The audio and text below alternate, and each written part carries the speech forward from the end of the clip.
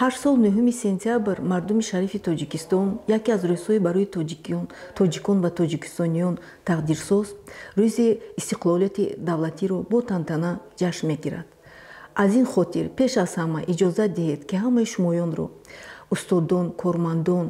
ва донишҷӯёни азиз бо ин санаи фархунда аз самими қалб табрикму таҳният гуфта ба ҳар кадоми шумо пеш аз ҳама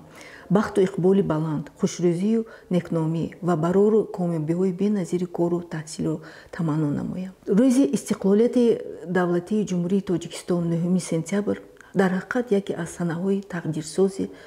халқи мо, давлати мо, мардуми мо мебошад. Ва ин сана боиси он шуд ки давлати мо рӯй ба рушд овард ва вобаста ба ин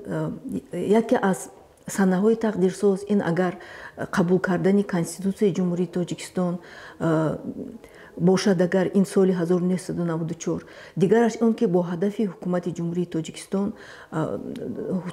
Ҷумҳурии Тоҷикистон 4 ҳадафи асосиро дар назди халқ ва миллати худ гузошт ки ин агар яке аз онҳо ин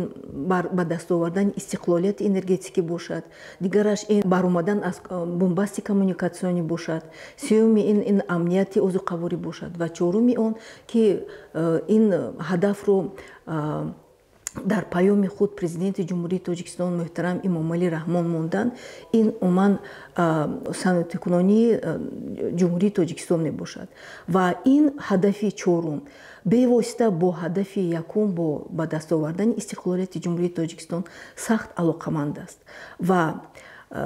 ин 4 ҳадафҳое ки ҳастанд боз ҳам барои баланд бардоштани сатҳи некӯҳавалии мардуми Тоҷикистон саҳми арзандаи худашро мегузорад.